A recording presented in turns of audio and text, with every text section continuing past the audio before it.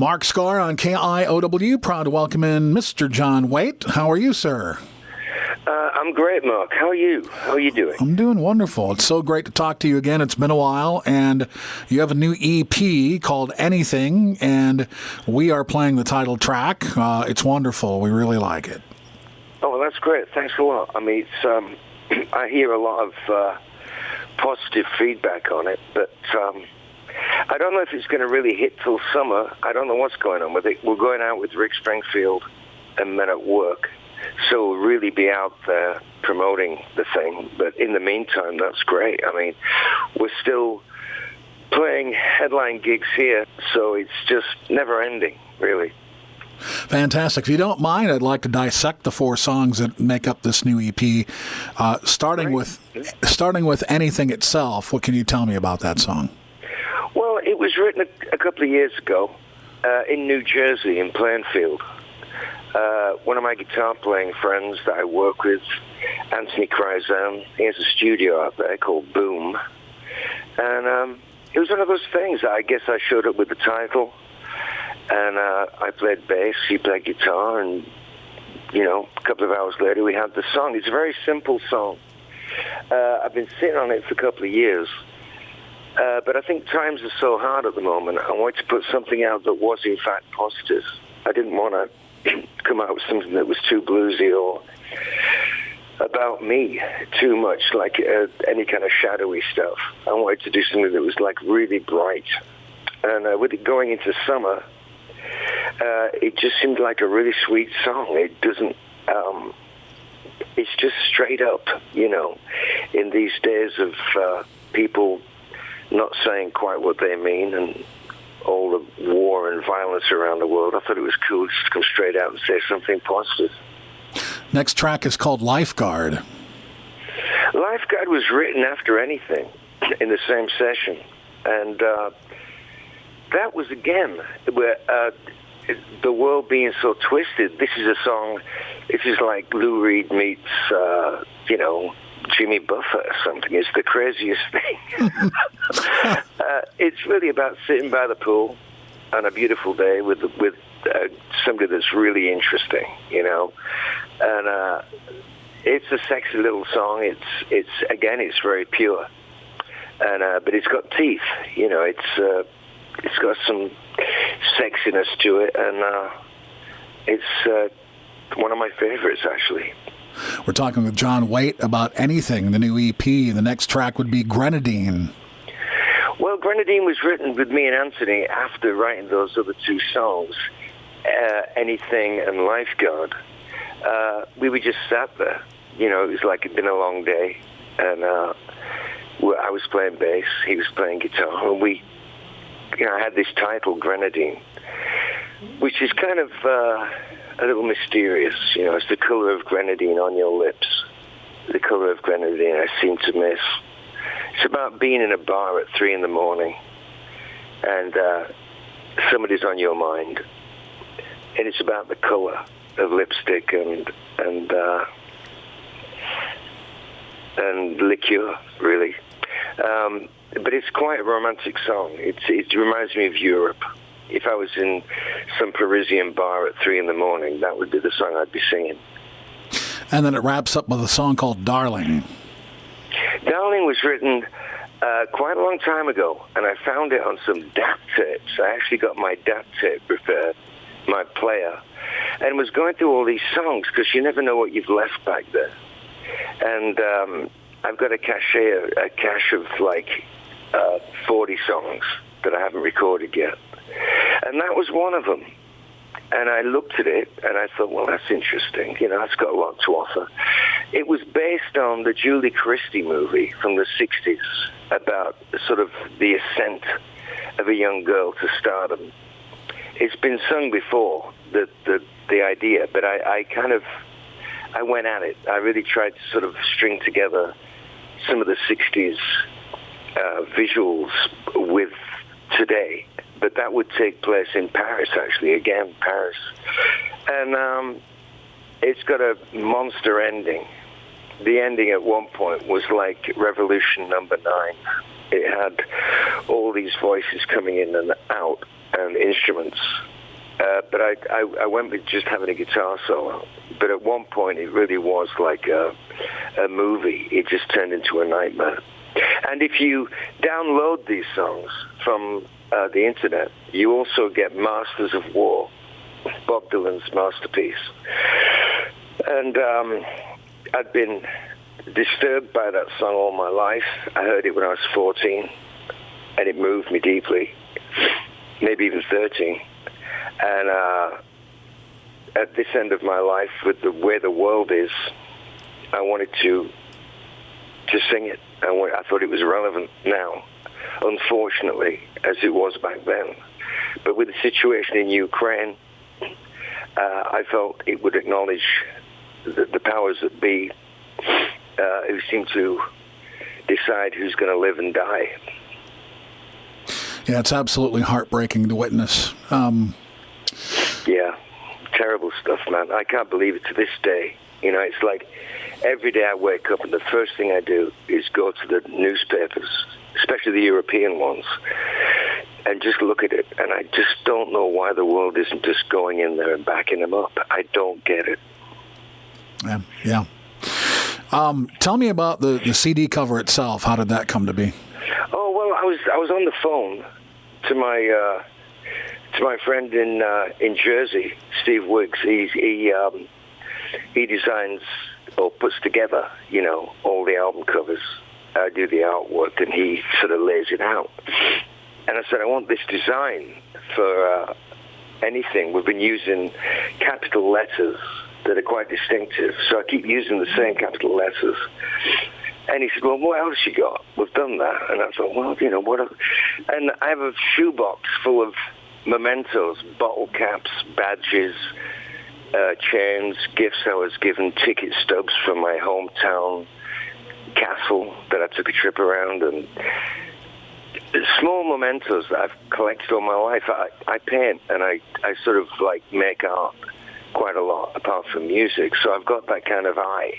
And when I pick up something from the street, it could be a broken toy, it could be a toy soldier, it could be a Coca-Cola bottle cap, it could be anything. It could be a piece of glass off the seashore, but they're all these, they're really beautiful things, and it's hard to throw them away. I don't want to. I want to keep them. So I ran in the back room, got the shoebox, put down a canvas that I paint on that was blank, and poured them out, arranged them, took 2 shots with my iPhone, and sent it off to him, and that became the album cover. Wonderful. Well, with John Waite, and I really enjoyed too, John, along with the new EP, the Wooden Heart Acoustic Anthology 1, 2, and 3, yeah. 20-plus songs, and I just really love those adaptations. Well, thank you very much. That was a labor of love. You know, I think after Bad English, I started spending a lot more time with the acoustic guitar. It sounded very true to me, and all my roots are in blues and country and folk, as that most people's are. But I grew up in a family that had guitar players in it, and they all played the acoustic. So it's really my first love, the acoustic guitar. So that, you know, to cut 3 CDs of acoustic music, from Isn't It Time to Missing You to In God's Shadow to Masterpiece of Loneliness, you know, it's just like, it was real joy to make that record. Yeah, very ambitious, but very worthwhile and very satisfying, I'm sure. Ambitious, that's a good word, yeah. So as you alluded to, you have the summer tour with Rick Springfield and Colin Hay, and you're actually doing a solo show at Down by the Riverside in Rochester, Minnesota, which is about 90 minutes from us. That's at the end of July. It's outdoors, 7 p.m., and you're going to be doing a lot of road work in 2022, as you always do. Yeah, this year sort of exploded. I don't know. I think it was just gearing up, you know, I think the Wooden Heart album coming out, and then releasing this, the Anything EP, and then Masters of War. I guess it's what you get when you put something out. People reach back, you know. But we committed to a lot of work. We're going to Europe at the end of the year, too. And it feels right. I mean, the band's very together. We were having really knockdown, drag-out shows. There's no such thing with us as a bad show, knock on wood, you know. It's just, if it's all falling apart, it's still great. We just seem to have that kind of harmony between us. And we go for it every night. It's very important. There's nothing more important in my life than delivering that. And it's a joy. You know, it's still a joy to go out there and play for people. And you've had the same band for quite a while, John. Yeah, the drummer's changed. Alan Childs came back. Alan used to be in the No Brakes band in the 80s. And then he went off to play with David Bowie and Julian Lennon and a few people. But he came back. He came to a gig in Las Vegas to say hello. He came backstage. He lives there. About 4 years ago. And he said, if you ever need me, this is the number. And I needed him. A couple of years ago, I got him on the phone and said, you know, we need someone to play the drums here. And he came in, and everything changed. It was like tight as a crab's arse, as they say, and 2 coats of paint. It was really, really tremendous. I mean, it's made such a difference. And everything tightened up. Everybody's game went through the roof. So he's a really great part of it. Talking with John Waite, you have a documentary coming out. It's called The Hard Way. Yeah, I keep forgetting about that, but it's there.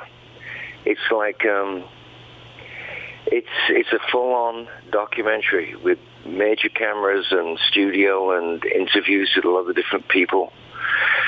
I don't know why I said yes to it, but I did, and so from that point on, you know, if I answered the door in my shorts, you know, there was a film crew for some reason. It just seemed to be all those really defenseless moments that you have. I was being filmed. And it was in the pandemic too, lockdown. So some of it's kind of edgy, you know. I'm snarling at the camera sometimes, and sometimes it's just funny. But it's the real deal. They sent me a copy 6 months ago, and it took me 3 months to watch it. I didn't want to have any input at all on the edit or how I come across. It's somebody else's version of me, and it wouldn't be right for me to have any input. So I just said, tell the truth, and I'll see you at the end. You know, I'll see you at the credits. Just do what you need to do. So they're looking for a major network to put it with, like Netflix or, you know, HBO or whatever it's going to be. But it will be on release by the end of the year, so that's something else as well. What did you think of it? It's got to be odd, first of all, being in that world. I mean, you're used to the public eye to a certain extent, but this is probably a different kettle of fish. Yeah, I like watching the old. I like watching the old footage of the babies because a lot of that gone missing. You know, me at 23. Looking immaculate and confident and laughing, you know. And then there's the more serious kind of, you're steeped in life and you know, a lot of time has gone by. And then I see that and I compare it. I'm quite proud of my life. None of it was easy. You know, having Missing You wasn't easy. Surviving Missing You wasn't easy. Bad English and the babies and all that, none of it is given to you. You really go for it, and you sacrifice a lot to have it. And I think that comes off in the documentary. There's a point where I actually lose it, you know. And if I would have cut anything out of the film, it would have been that. But then I thought, well, it isn't your business. That's what you did on camera. So, you know, like I say, it wasn't easy. It's a gigantic, sprawling story, you know. But it made me laugh, you know, at times. Couple more things for John Waite. Change was released as a single, I think, 40 years ago, and of course wound up on Vision Quest. And I know you didn't write the song, but it's been your set opener for a lot of years. And yeah, it's a great song. It's Holy Night. I found the song in a box of cassettes that somebody sent to me, and I rewrote some of the song to make it fit what I was doing, arranged it. Neil Giraldo produced it. who's actually playing keyboards on Darling off the new EP. And, you know, it's just it's a modern song, man. I mean, I've been sort of seen as a romantic kind of poetic figure, like a loner in a lot of the songs. And for some of my life, I guess I looked like that, you know, especially the 90s. But I love the fact that is about something else, you know, about human nature. I think that's the songs that are not about relationships are usually edgy, you know, so it's a good one to have. And I wanted to talk about, I know a few years ago there was some talk about perhaps doing a blues album. Any thought about revisiting that? Yeah. You know, I was doing an interview yesterday, and the guy that I was talking to, he asked me if I had a wish to work with anybody in the world, what would it be? And I thought about it, and I said John Mayall. You know, because he was, when I was about 13, 14, the only things I listened to for a year in my bedroom were John Mayall's Blues Breakers featuring Eric Clapton. The Beano and album. Are You Experienced by Jimi Hendrix. And they were my Bibles. And I knew about the blues, and my cousin Michael was playing me blues. He's a great musician. Big Bill Brunsey and stuff like that.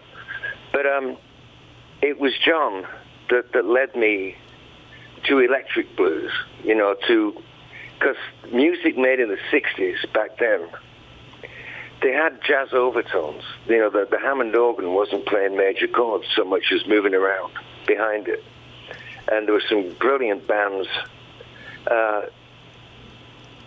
putting that into their music. But John was a master musician. I actually got to meet him in a hotel lobby in Texas about 4 years ago. It was a tremendous honor. But yeah, I'd like to make a blues album. I really would. But that kind of thing, you need the right players, the right time, and the tape rolling, and nobody thinking too much. It has to come out of a place that's completely soulful and unpredictable.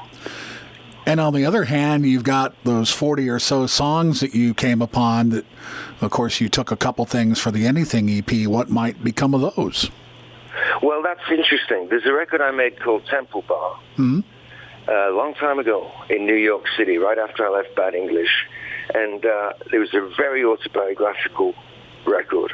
It was honest and really honest. I really wanted to share what was inside me with the outside world. So I see it as a second Temple Bar. And all the songs are extremely personal, and there's a kind of a pastiche of New York City behind it.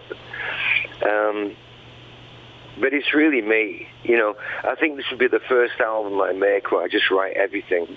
I love working with people. I love collaborating because I bounce ideas off people. But this one, I'm going to have to just get the work done. I'm going to have to just go in the studio every day and cut one song for like 2 weeks, and I'll have it, you know. But it's quite something to take on. And finally, John, you turned 70 on July 4th. Yeah. Can you believe that? Can you believe that? I mean, you know, I'm getting used to it. Patti Smith, when she turned 70, she said, that's an age, you know. I mean, there's no reason now. I can't really flirt with a girl behind the counter, you know. The other day I was in the getting my eyes checked, and all the girls were like really friendly with me, and I thought, this is great, you know. And then yesterday I was buying some boots, and I sort of like made this joke to the girl behind the counter. She just looked at me. And you can't flirt anymore. And I used to love making girls laugh, women, you know. I just liked that thing of, and I think that's going to have to go now. And wow, you know, I never thought I'd reach 30, you know, and my best work was done when I reached 40, you know, Temple Bar. So I didn't write this. this is somebody else's story, and I'm featuring in it, you know. And wherever it takes me next is, I'll be there. A friend of mine 3 weeks ago died in a car crash. I'm sorry to hear that. And he's like in his mid-30s, and he has 2 kids and a lovely wife. And I think I'm going to do a benefit for him very soon. A local guy worked at the Brit, the pub down the street. And you just look at that. You know, the lights are on, and you're in this world. And then somebody hits the switch, and you're not. So I think you should really play hard. You know, you should tell the truth. You should walk the walk. And you should have as much joy in your life as you can, because it doesn't last that long. It might seem like it, but life is for living, and it's a wonderful thing.